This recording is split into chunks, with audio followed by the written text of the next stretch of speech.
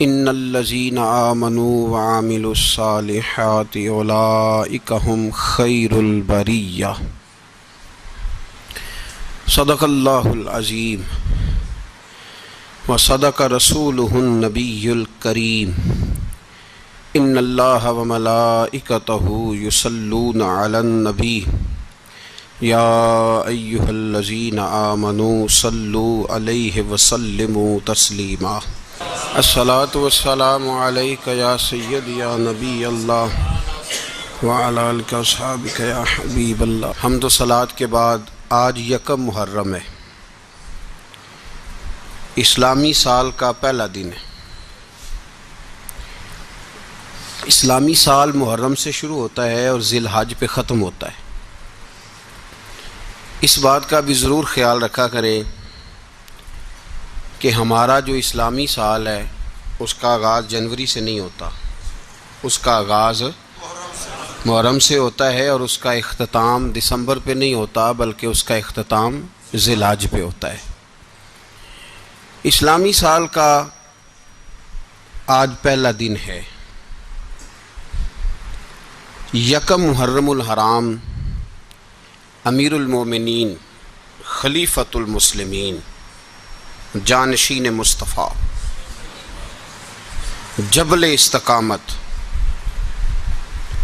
اور رسول اللہ کے دین کا بہت بڑا سپاہی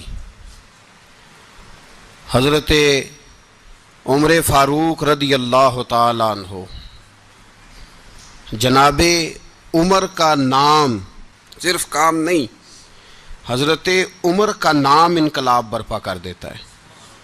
حضرت عمر کا نام کفر کے ایوانوں میں جبر، ظلم، شرک کی وادیوں میں جب حضرت عمر کا نام بھی لیا جائے تو بے ایمان کانپنا شروع ہو جاتے۔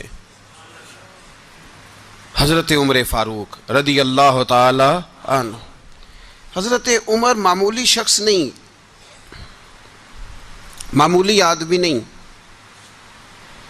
کچھ لوگ صدیوں کے بعد پیدا ہوتے ہیں اور کچھ لوگ ایسے ہوتے ہیں جو ایک ہی بار پیدا ہوتے ہیں، ان جیسا دوسرا پیدا ہوتا ہی نہیں، دوسرا ان طرح کا پیدا ہوتا ہی۔ حضرت عمر رضی اللہ تعالی عنہ جیسی شخصیات پیدا ہی نہیں ہوتی دوبارہ۔ سارے صحابہ در رسالت مآب پہ خود آئے۔ یہ وہ عظیم شخص ہے جسے اللہ کے محبوب نے اللہ سے مانگ کے لیا ہے، کہا اے اللہ یہ مجھے دے دے، اللہ سے مانگ کے لیا ہے۔ اس لیے صوفیاء کہتے ہیں کچھ مرید ہوتے ہیں کچھ مراد ہوتے ہیں، کچھ مرید ہوتے ہیں کچھ مراد ہوتے ہیں۔ مرید وہ ہوتا ہے جو چل کے آتا ہے، آ کے مرید ہوتا ہے۔ مراد وہ ہوتا ہے جسے کہا جاتا ہے کہ یہ کبھی میرا بن جائے نا، یہ کبھی آ جائے نا، میرا بن جائے، اس کو مراد کہتے ہیں۔ حضرت عمر مصطفیٰ کریم کی مراد ہیں، حضور کی مراد ہیں۔ اللہم اعز الاسلام بے اسلام عمر ابن خطاب، اے اللہ اسلام کو عزت دے دے، میرے عمر کو کلمہ پڑھنے کی توفیق عطا فرما دے۔ اور کیسے دعا مانگی؟ او یار حضرت عمر کی تو اس فضیلت کا کوئی جواب نہیں دے سکتا، میرے رسول پاک علیہ السلام سب کے لیے ہی دعا مانگتے ہیں نا، حضور کی دعا عام ہے، لیکن مصطفیٰ کریم نے کعبے کا غلاف تھام لیا اور غلاف کعبہ کو حضور نے سینے سے لپٹایا اور سینے سے چمٹا کے کہا اے اللہ میں نے تو کبھی سوال ہی زیادہ نہیں کیے، میں کرنے آیا ہوں، مجھے عمر دے دے، عمر دے دے۔ حضور نے مانگ کے لیا۔ اور پھر جب جس کو حضور مانگے اللہ سے کہ حضرت عمر رضی اللہ تعالیٰ عنہ کا آج یوم شہادت ہے، میرا تو دل کرتا تھا کہ فجر سے باتیں شروع ہوں اور سارا دن ہی عمر کی باتیں ہوتی رہیں، سارا دن جناب عمر کی باتیں، سارا دن، اس لیے کہ ذکر جناب عمر کا ہوگا پر راضی اللہ کے رسول ہوں گے صلی اللہ، تو جاگ کے بیٹھیں، خوش ہو کے بیٹھیں۔ ہمارے ہاں منایا ہی نہیں جاتا، بابے اللہ کی تا ساؤن بھادروں اسو کتا تے منڈے جنوری فروری، تو اسلامی سال بھی گیا اور وہ تاریخیں بھی ساری گئیں۔ یکم محرم امت مسلمہ کے لیے بہت بڑا دن ہے، بہت بڑا دن. یہ شہادت ہے حضرت عمر فاروق کی رضی اللہ تعالی عنہ. یہاں چھوٹی چھوٹی باتوں پہ گورنمنٹ چھٹی کرتی پھرتی ہے، چھوٹی چھوٹی باتوں. الیکشن ہو گیا تو چھٹی، فلاں جگہ پہ تھوڑا سا کسی نے خبر دے دی کہ کوئی پریشانی ہے تو چھٹی، فلاں جگہ یہ ہو گیا تو چھٹی، یہاں تک کہ فلاں وزیر صاحب فلاں علاقے میں آئیں گے تو سارے علاقے کو چھٹی. اور اب تو اس سے بڑا حال ہونے لگا ہے، اگر جن لوگوں کی سندھ میں حکومت ہے ان کے لیڈر کا دن آیا تو اس دن چھٹی، اور جن کی پنجاب میں حکومت ہے ان کا دن آیا تو چھٹی. ہمارا مطالبہ ہے حکومت پاکستان سے، اگر سر اٹھا کے جینا چاہتے ہو تو یکم محرم کو چھٹی کیا کرو. اگر سر اٹھا کے جینا چاہتے ہو تو یکم محرم کو چھٹی کرو جناب عمر کے دن. اور ملت کے جوانوں کو بتاؤ کہ اگر عزت کی زندگی جینا چاہتے ہو تو اس طرح جیو جس طرح فاروق اعظم جی کے گئے ہیں. عزت اور وقار کی زندگی. جمہوریت حضرت عمر سے سیکھنی پڑے گی، حکومت کرنے کے طریقے حضرت عمر سے. رعایا کو سیکھنا پڑے گا کہ امیر کس طرح بنایا جاتا ہے اور امیر کس طرح کے ہوتے ہیں. یہاں لوگ ہمیں یورپ کی مثالیں دیتے ہیں، لوگ یہاں ہمیں آ کر کے امریکہ کی مثالیں، انہیں کیا پتا حکومت کیا ہوتی ہے. وہ کہتے ہیں جی وہ سائیکل پہ جاتا ہے ان کا حکمران. میں نے کہا وہ سائیکل پہ جاتا ہے؟ میرے عمر فاروق مدینے سے مکے گئے تھے تو پیدل ہی حج کرنے چلے گئے، پیدل ہی. اور جناب عمر فاروق رضی اللہ تعالیٰ عنہ عید کی نماز پڑھانے گئے. عید کی نماز عمر خطبہ عید دینے گئے. اور اس زمانے میں کون سا غریب ہے جو ننگے پاؤں جاتا ہو؟ کون سا غریب ہے جو مسجد ننگے پاؤں جاتا ہو؟ لوگوں نے تو 3 قسم کی چپلیں رکھی ہوئی ہیں. ایک مسجد جانے کی علیحدہ ہے، گھر پہننے کی علیحدہ ہے، شادی بیاہ پہ جانے کی چپل علیحدہ ہے. حضرت عمر فاروق رضی اللہ تعالیٰ عنہ نکلے عید کا خطبہ دینے کے لیے تو بیوی سے کہنے لگے جوتا. اس نے کہا صاحب اتنی دفعہ ٹوٹا ہے اب گانٹھا نہیں جا سکتا، اتنی دفعہ ٹوٹا ہے کہ اب دوبارہ پیمند نہیں لگ سکتے. تو حضرت عمر کہنے لگے چل کوئی حرج نہیں، بغیر جوتے کے ننگے پیر ہی چلتے ہیں، کوئی حرج نہیں. تو کہنے لگے لوگ کیا کہیں گے؟ فرمایا چپ کر. لوگ جس دن عمر نے یہ دیکھ لیا نا لوگ اس کے بارے میں کیا کہتے ہیں، اس دن عمر نہیں رہے گا. تو کہا پھر آپ کا نظریہ کیا ہے؟ فرمایا میرا نظریہ یہ ہے کہ رب رسول میرے بارے میں کیا کہتے ہیں. لوگوں کا کیا ہے؟ لوگ کل کسی کے بارے میں کچھ کہتے ہیں اور پرسوں کچھ کہتے ہیں. میرا نظریہ یہ ہے کہ رب رسول میرے بارے میں ننگے پیر عمر جا رہے ہیں. کون جی؟ میں بڑا ماڑا. اچھا جناب کیا غربت ہے؟ 10 قسم کے جوڑے لٹکے ہوئے ہیں کمرے میں اور پہننے کی فرصت نہیں. سویرے کیا پہننا ہے، شام کیا پہننا ہے، 15 سوٹ کٹھے استری ہو کے لانڈری والا بھیج رہا ہے. اور تو غریب ہے، تو بہت بڑا غریب ہے. اس لیے کہ غربت پیسوں کی وجہ سے نہیں ہوتی، غربت تو دل کی ہوتی ہے. تو واقعی بڑا غریب ہے اور تو غریب ہی رہے گا. امیر تو عمر فاروق تھے جو ننگے پاؤں چلے گئے عید کی نماز پڑھانے. تو رستے میں جو ملا کہنے لگا عمر جوتا تو پہن لو. فرمایا تمہیں عمر کا جوتا نہ پہننے کا نقص تو نظر آیا ہے، کوئی حرج نہیں.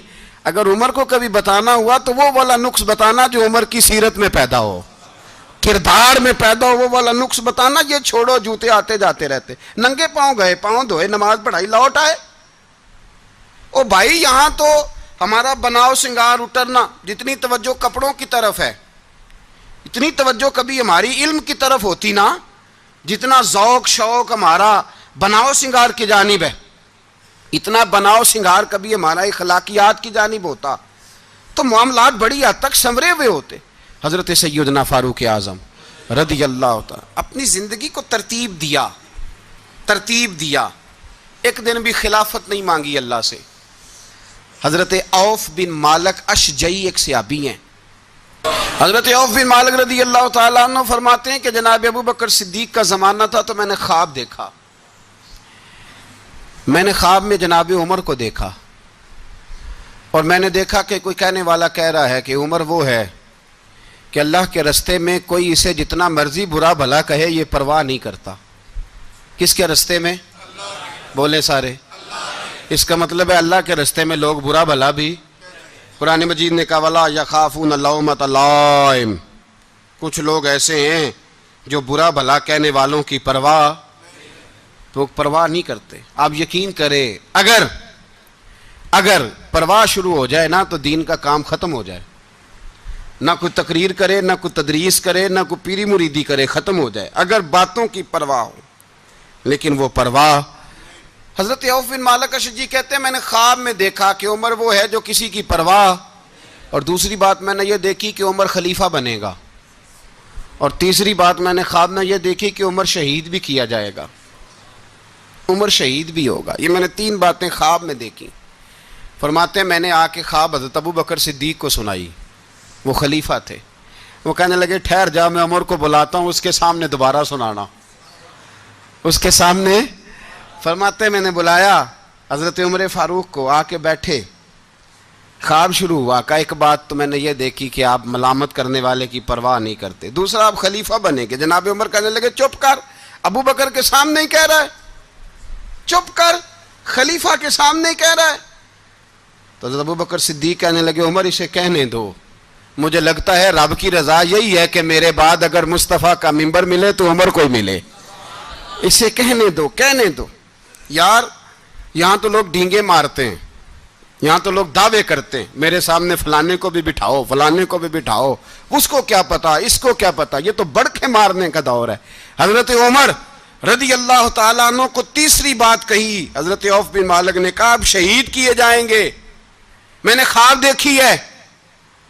نیک لوگوں کے خواب بڑی حد تک سچے ہوتے ہیں. کہا میں نے خواب دیکھی ہے. تو حضرت عمر کہنے لگے شہید تو دلیر لوگ ہوتے ہیں، شہید تو دلیر، جسے سارا زمانہ دلیر کہہ رہا ہے وہ اپنے بارے میں کیا کہہ رہے ہیں؟ کہتے ہیں شہید تو دلیر. میں تو کاہل سا آدمی ہوں، سست آدمی ہوں، میں تو اتنا کام ہی نہیں کرتا. تو یہ خواب تو نے جو دیکھا ہے نا پھر سے دیکھنا.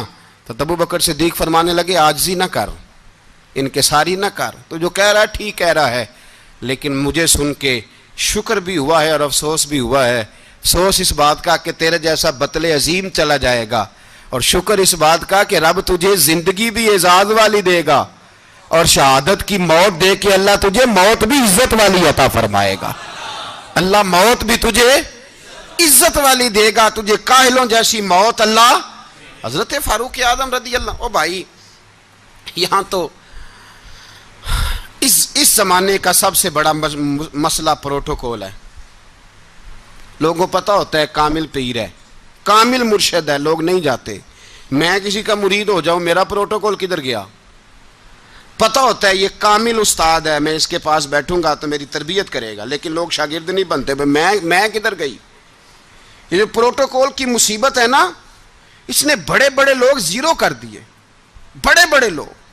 اور یہ مت سمجھے کہ آپ کا وزیر اعظم پروٹوکول لیتا ہے یا آپ کا صدر پروٹوکول، وزراء، ایسی کوئی بات نہیں. ہم چھوٹے طبقے سے لے کر بڑے سارے پروٹوکول کے قائل ہیں. ہمارا تو داماد بھی کہتا ہے کہ مجھے پوچھا نہیں میں تمہارے گھر کیوں آؤں. ہمارا تو بھائی ہر شخص اعلان کرتا ہے پروٹوکول کا، فلانے نے عزت نہیں دی تو واپس آ جاؤ، فلانے نے سلوٹ نہیں کیا تو واپس آ جاؤ. لوگ جہاں سلوٹ کرنا چاہیے وہاں بھی سلوٹ کرانے کے قائل ہیں. پر حضرت عمر رضی اللہ تعالی، حضرت عمر کی سادگی اور پھر جناب عمر کی عاجزی، جب انسان اپنے اوپر سوار کر لیتا ہے نا، سوار کر لیتا ہے، میں بدکار پرانا خادم، کسے در ملی نٹ ہوئی، تے واصف یار نے نظر جو کیتی تے واصف ہی ہو. میں اکثر سوچتا ہوں حضور نے جہاں بھی کہا نا، فرمایا میرے بعد نبی ہوتے تو خطاب کے بیٹے عمر ہوتے. حضور نے فرمایا عمر جس رستے سے جاتا ہے شیطان وہ رستہ بدل جاتا ہے. نبی پاک صلی اللہ علیہ وسلم نے فرمایا میرا عمر وہ ہے کہ اس کی زبان پر حق جاری ہے.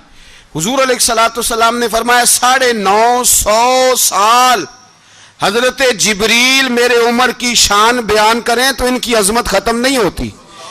950 سال جبریل عظمت بیان کرے تو ختم نہیں ہوتی. یہ بات ہے حضرت عمر کی.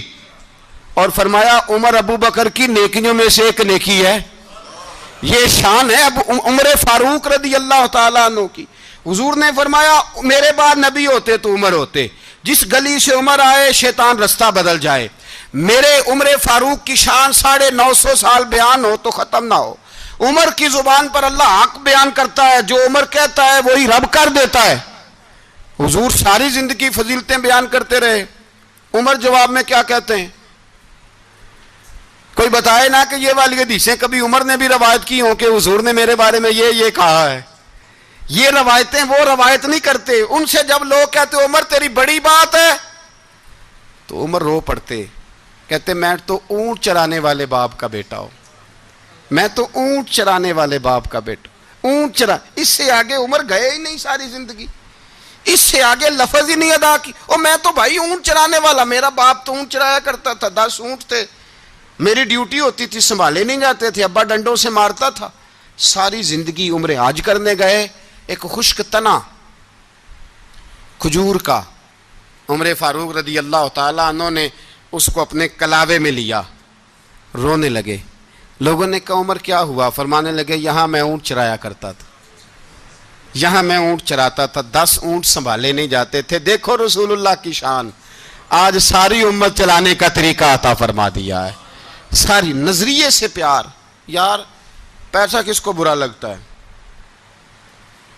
آپ جس آدمی کی 50 کروڑ کی پراپرٹی ہے اس کو پوچھیں سب سے غریب، آپ کو وہی نظر آئے گا.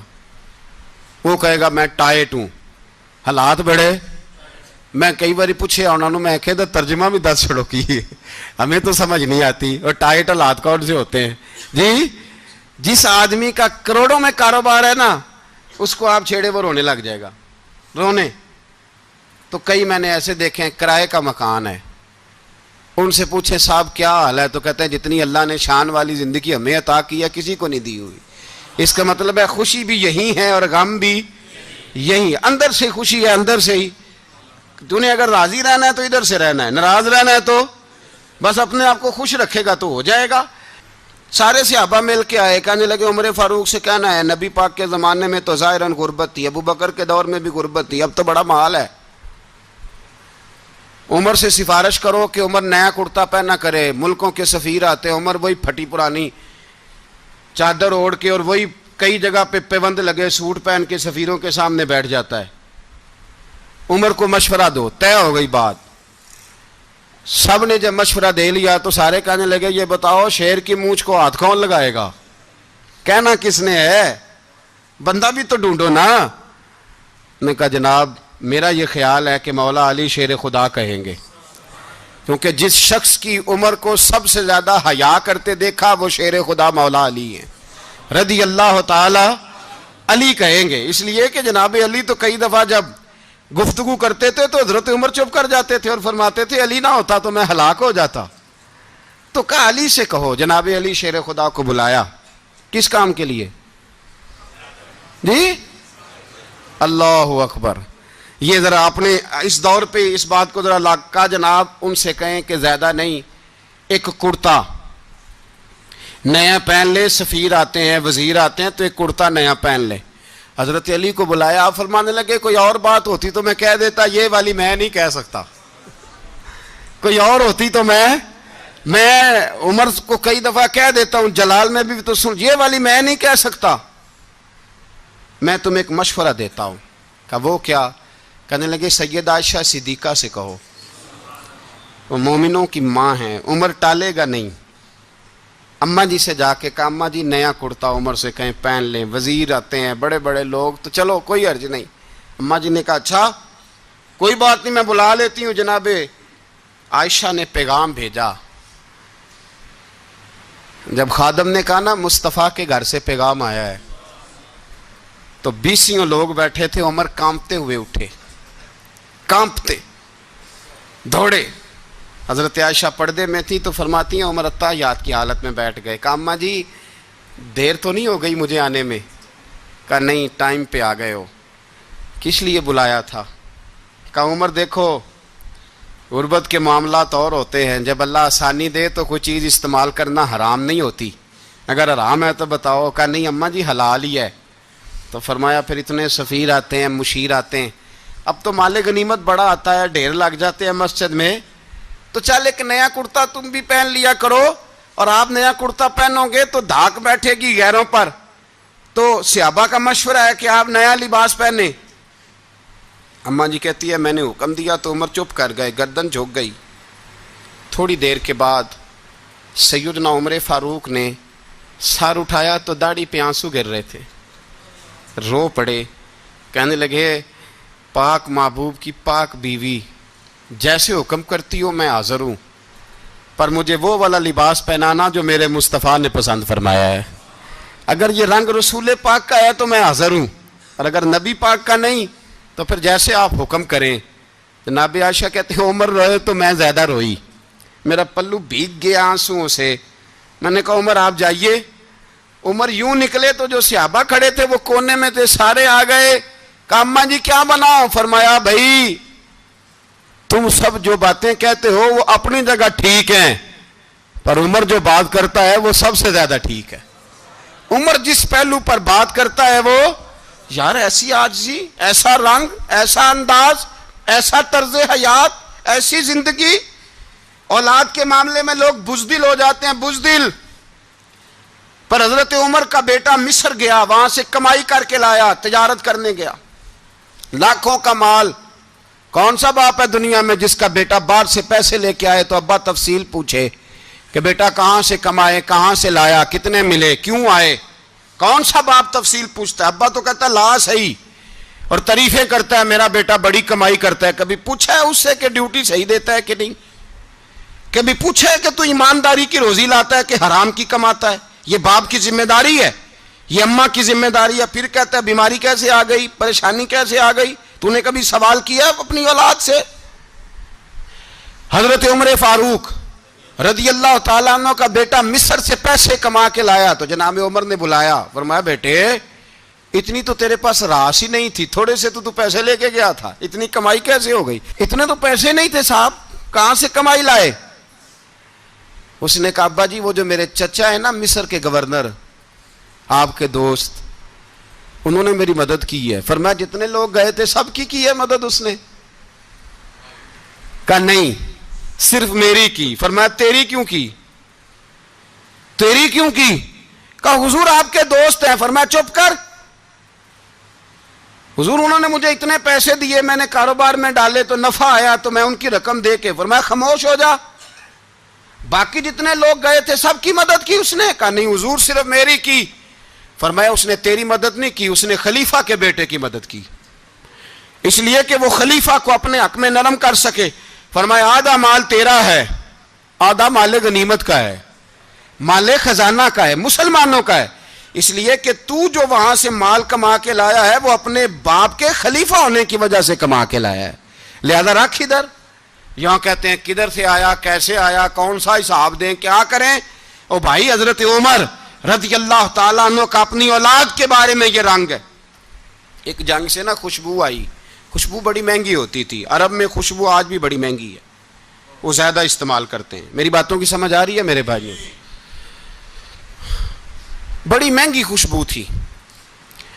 جب وہ خوشبو آئی تو حضرت عمر نے کہا، گھر میں پہلے پہنچی حضرت عمر کے، چونکہ زیادہ عورتیں استعمال کرتی تھی گھر کے اندر خوشبو، مرد بھی لگاتے تھے۔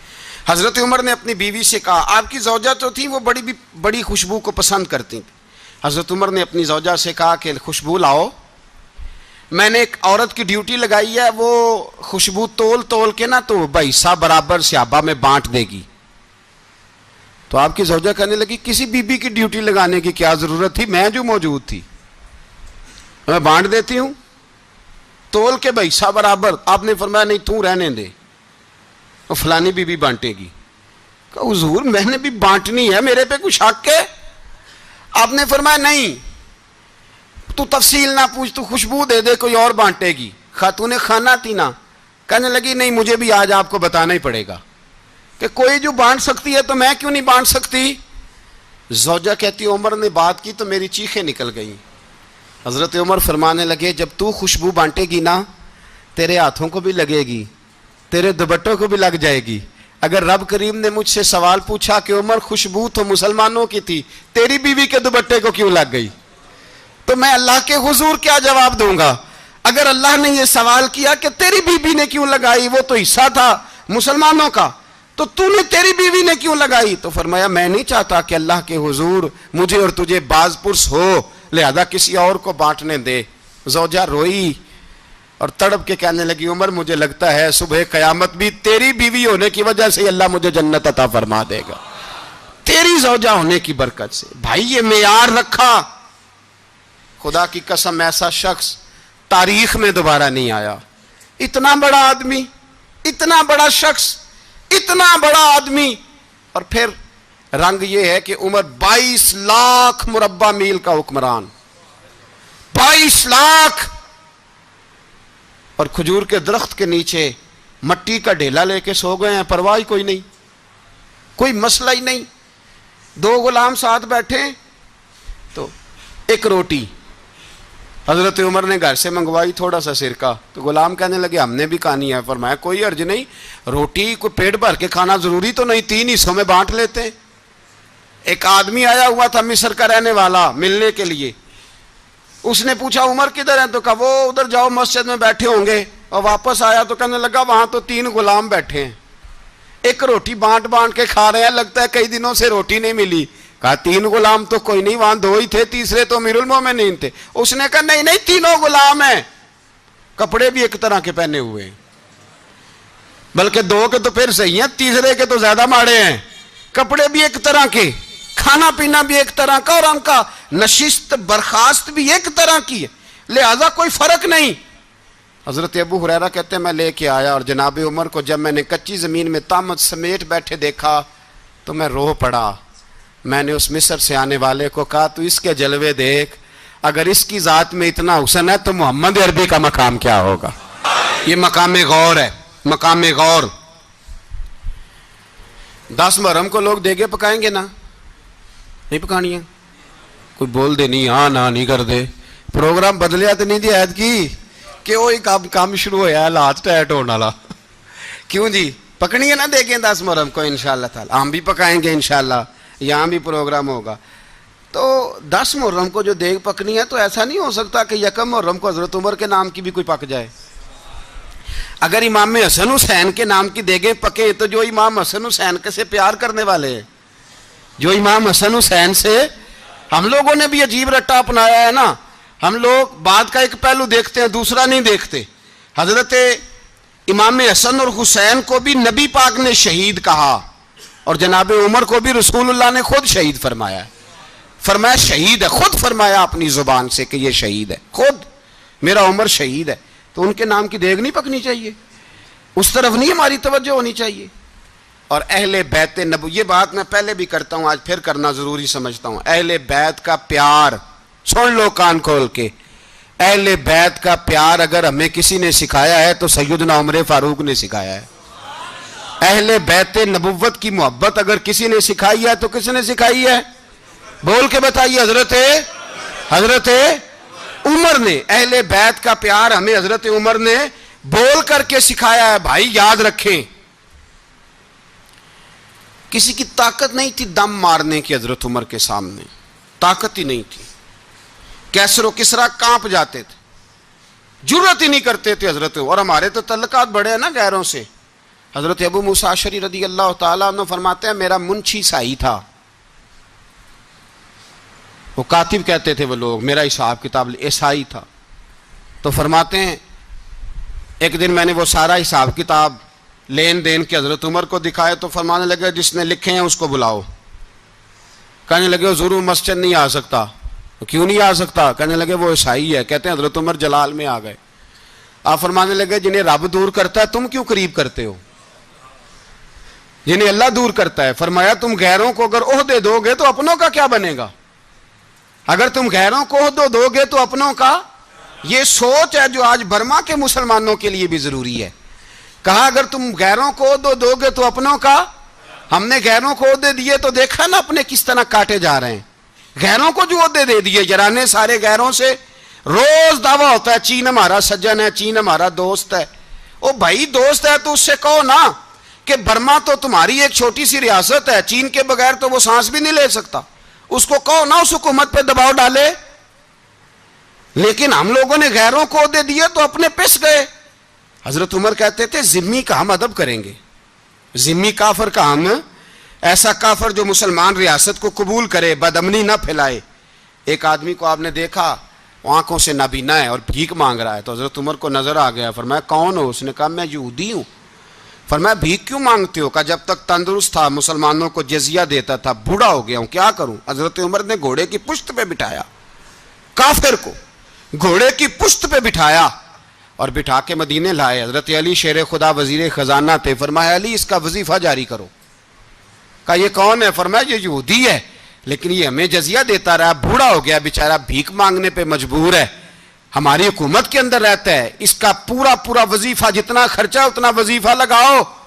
حضرت علی کہتے ہیں میں وظیفہ لگا رہا تھا اور وہ میرے نبی کا کلمہ پڑھ رہا تھا, وہ رسول اللہ کا کلمہ پڑھ رہا تھا. یہ مزاج, یہ نہیں کہ کافر. حضرت عمر نے گورنروں کو خط لکھے تھے کہ زبردستی کسی کو مسلمان نہیں کرنا, جہاں ان کی عبادت گاہیں بنی ہو گرانی نہیں, کوئی مندر کوئی گرجا ضائع نہیں کرنا.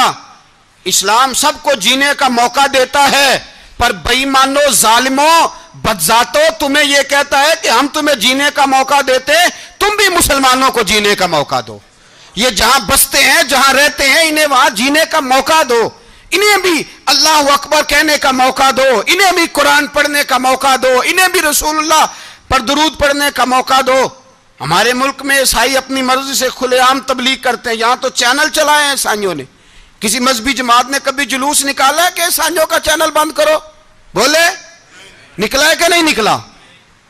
کتنے ظلم کی بات ہے.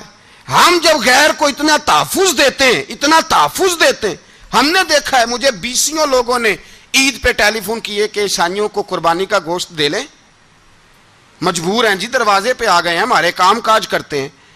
بیسیوں لوگ, عام آدمی کے دل میں ان کا اتنا جذبہ ہے, وہ مسائل کا بیان کرنا ایک علیحدہ بات, لیکن ہمارے دل کافر کے حق میں بھی نرم ہو جاتے ہیں. تم کس قدر زیادہ بے ایمان ہو اور کفر کس قدر زیادہ ذلیل ہو گیا ہے کہ مسلمان کے حق میں نرم ہوتا ہی نہیں. اور اس سے بڑے ذلیل وہ ہیں جو ان ذلیلوں کے سپورٹر ہیں, وہ کسی عرب ملک کے حکمران ہو یا کسی اور جگہ کے, وہ بڑے ذلیل ہیں جو ان ذلیلوں کے سپورٹر ہیں, جو برما کی بچیوں کے قتل پر اپنی حکومتیں چمکا رہے ہیں. انہیں شرم نہیں آتی, اس قدر مسلمان تڑپا ہے لیکن ان بے غیرتوں کو ذرا ہوش نہیں آئی. اور یہ ان کے کماش, ان کے دلال جو ہر جگہ ان کی سپورٹ کر کے اپنی حکومتیں قائم کرتے ہیں, ان بے ایمانوں کو پتہ نہیں کہ کب ان پر اللہ کا عذاب اترے گا اور کس طرح ان کے پرخشے اڑیں گے. تمہیں اپنی ذلت اور رسوائی نظر نہیں آ رہی کہ زمین کس طرح تمہارے لیے تنگ ہو گئی ہے؟ اس سے زیادہ اور تمہاری رسوائی کیا ہوگی؟ ڈرو اللہ سے, اور یہ تو دنیا کا عذاب ہے. ان بطش ربک لشدید, میرا رب کہتا ہے قیامت تو قائم ہونے دے, جتنا سخت تیرے رب کی پکڑ ہے اتنی کسی دوسرے کی ہو سکتی, یاد رکھیں. اور تھوڑا احتیاط کریں ہم سب لوگ بھی, جو ہم لوگ آدھی زبان بول کے بھی ان کی سپورٹ کرتے ہیں. اب شرم آنی چاہیے ہمیں ان حکومتوں کی سپورٹ کرتے جو مسلمانوں کی لاشوں کے اوپر حکومتیں قائم کرتے ہیں, شرم آنی چاہیے. بہرحال بات دور نکل جائے گی اور میں اپنے مضمون پہ رہتا ہوں. اہل بیت کا پیار اگر سکھایا ہے تو جناب عمر نے سکھایا ہے رضی اللہ تعالی عنہ. امام حسن ملنے, آپ یقین کریں میں جب اس واقعہ کو پڑھتا ہوں تو میرا دل جھوم جاتا ہے. میں کہتا ہوں یار ڈاڈا ہونا اپنی جگہ پہ, عشق ہونا اپنی جگہ پہ, انسان کا باوقار ہونا اپنی جگہ. جہاں کھڑے ہونا تھا وہاں یہ کھڑے ہوتے تھے اور جہاں جھکنا تھا وہاں یہ. ان لوگوں میں اقبال نے کہا تھا تیری نگاہ ناز سے دونوں مراد پا گئے, عقلِ غیاب و جستجو عشق حضور و اضطراب. جہاں اگر آیا ہے سامنے کیسر و کسرا تو عمر جیسا دلیر کوئی نہیں, اگر سامنے آیا ایران کا بادشاہ تو عمر جیسا تگڑا کوئی نہیں, اگر آیا ہے سامنے غسان کا بادشاہ تو عمر جیسا عادل کوئی نہیں. لیکن اگر علی کا بیٹا آیا ہے, اگر فاطمہ کے لال پارے آئے ہیں تو پھر فاروق اعظم سے جیسا محب کوئی نہیں, پھر ان سے جیسا پیار کرنے والا کوئی نہیں. اندر بیٹھے ہیں جناب عمر, اندر تنہائی میں کچھ وزیروں سے گفتگو ہو رہی ہے, میٹنگیں جاری ہیں. آپ کے بیٹے ملنے آئے جناب عبداللہ ابن عمر, ابا جی ملنا ہے. بات ٹھہرو, بات کر رہا ہوں, کوئی نہ اندر آئے. صاحب زیادہ باہر کھڑا ہے. تھوڑی دیر گزری تو امام حسن بھی آ گئے. کون آئے؟ آپ کو جو ملے گا امام صاحب کا نام لینے سے, وہ سردار ہیں جنتیوں. کون آئے؟ سارے بولیے امام حسن. تیری نسل پاک میں ہے بچہ بچہ نور کا, تو ہے نے نور تیرا سب گھرانا. امام حسن آئے تو حضرت عبداللہ ابن عمر کو دروازے پہ کھڑے دیکھا. کہا امیر المومنین کہاں ہیں؟ کہنے لگے حضرت عمر کے بیٹے. کہنے لگے وہ اندر بیٹھے, کچھ میٹنگ ہو رہی ہے, اور انہوں نے کہا کوئی اندر نہ آئے, لیکن آپ جانا چاہیں تو چلے جائیں, آپ جانا چاہیں تو, تیری نسل پاک میں ہے بچہ بچہ نور, آپ جانا چاہیں تو چلے جائیں. تو انہوں نے کہا جب آپ باہر کھڑے ہیں تو مجھے کوئی اتنا ضروری کام نہیں, اور ابھی زور کی نماز تھوڑی دیر میں ہوگی, میں مسجد میں مل لوں گا امیر المومنین سے. یہ بات کہہ کے امام حسن چلے گئے. یار اتنی بڑی بات نہیں تھی, اتنی بڑی بات نہیں تھی. وہ میرے استادوں کا بیٹا بھی آئے تو کہا ٹھیک ہے جی وہ سوئے ہوئے ہیں, تو کوئی غرض نہیں یار میں ٹھہر کے آ جاؤں گا, کوئی بڑی بات نہیں تھی. دیکھا جائے تو بڑی بات نہیں تھی, پر بات بہت بڑی تھی, اس لیے کہ یہ خالی حسن نہیں, یہ حسن ابن علی ہیں, یہ حضرت فاطمہ کے لخت جگر. حضرت عمر باہر نکلے, عبداللہ ابن عمر سے پوچھا کوئی آیا تو نہیں؟ تو کہا حضور امام حسن آئے تھے. تو کہا پھر شہزادے کو اندر کیوں نہیں بھیجا؟ کہا میں نے کہا تھا. وہ کہنے لگے اگر امیر المومنین مصروف ہیں تو میں ظہر میں مل لوں گا. حضرت عمر رونے لگے, فرمایا بیٹے تو نے اچھا نہیں کیا. پھر مسجد نہیں گئے, سیدھے امام حسن کے دروازے دستک دی. امام حسن باہر آئے, کہا شہزادے آئے تھے تو ملے کیوں نہیں؟ تو امام حسن کہنے لگے حضور آپ کا اپنا بیٹا دروازے پہ کھڑا تھا, آپ کا اپنا بیٹا دروازے پہ کھڑا تھا, اور منع بھی کیا تھا آپ نے, تو میں زور میں مل لیتا. حضرت امام حسن فرماتے ہیں جوش جذبات میں جناب عمر نے سر سے پگڑی اتار دی, جوش جذبات میں. کہنے لگے حسن میرے بیٹے کا اور آپ کا کیا مقابلہ؟ کیا اس کی ماں کا نام فاطمہ الزہرا ہے؟ کیا اس کی نانی کا نام خدیجۃ الکبریٰ ہے؟ کیا اس کے نانے کا نام محمد مصطفیٰ ہے؟ آپ کا اور اس کا کیا مقابلہ؟ پھر رو پڑے اور کہنے لگے بیٹے میں مکے کے صحراؤں میں اونٹ چرایا کرتا تھا, یہ جو میرے سر پر عزت کے بال ہیں یہ تیرے نانے کے اگائے ہوئے, میں مکے کے خبردار شہزادے خبردار. او بھائی اہل بیت نبوت کے ادب کا رنگ اگر سکھایا ہے تو سیدنا عمر نے سکھایا ہے. حضرت عمر فاروق اتھارٹی ہیں, اسلام کی اتھارٹی. یکم محرم حضرت عمر کی شہادت ہے. یہودی بول اٹھا, کافر بول اٹھا, اگر 6 مہینے عمر دنیا میں اور رہتے تو دنیا میں کوئی کافر موجود نہ ہوتا. 6 مہینے. اور جب اس بطل جلیل کا جنازہ اٹھا, اللہ بخاری پڑھیے نا, اللہم ارزقنا شہادت فی سبیلک, اللہ بسترے کی موت نہ دینا, شہادت کی دینا. عمر شہید ہوئے, مسجد نبوی میں نماز پڑھاتے, اور جب جنازہ اٹھا تو مدینے کا پھر پیچھے جو دلیر بچے وہ مولا علی تھے. مولا علی, جناب عمر کا جنازہ اٹھا تو سب سے پہلی ہائے جو نکلی وہ حضرت علی کی زبان سے نکلی, اور حضرت علی کی ساری داڑھی آنسوؤں سے بھر گئی. لوگوں نے کہا کہ علی کیا ہوا؟ فرمانے لگے تم دیکھ نہیں رہے جنازہ کس کا اٹھا ہے, پلٹ کے دیکھو تو صحیح, تم پتہ نہیں یہ کون گیا ہے. کہ حضور کیا ہوا؟ آپ فرمانے لگے عمر اس طرح کے کام کر کے گیا ہے, اب ان کے رستوں پہ کون چلے گا؟ کون اس کے جگر راہ وفا میں؟ میں نقش ایسے چھوڑ آیا ہوں, میں جس منزل سے گزرا ہوں وہ اب تک یاد کرتی ہے. حضرت علی حضرت عمر کے جنازے پہ کھڑے ہو کے کہتے ہیں اللہ مجھے اس طرح کے عمل کرنے کی توفیق دے جس طرح کے عمر کر کے گیا. میرے بھائی بطل عزیز, بطل حریت حضرت عمر رضی اللہ تعالیٰ عنہ, جو اپنی زندگی انقلاب والی گزار کے گئے. عمر جب دنیا سے گئے تو 80 دینار کا قرضہ تھا, 22 لاکھ مربع میل کا حکمران. اور اپنے بیٹے سے کہنے لگے بیٹے کوشش کرنا تیرے خاندان والے مل کے میرا قرضہ اتار دے, میری قبر پہ بوجھ نہ رہے, اور اگر خاندان والے مدد نہ کریں تو میرے دوستوں سے بات کرنا, وہ مدد نہ کریں تو پھر علی سے بات کرنا.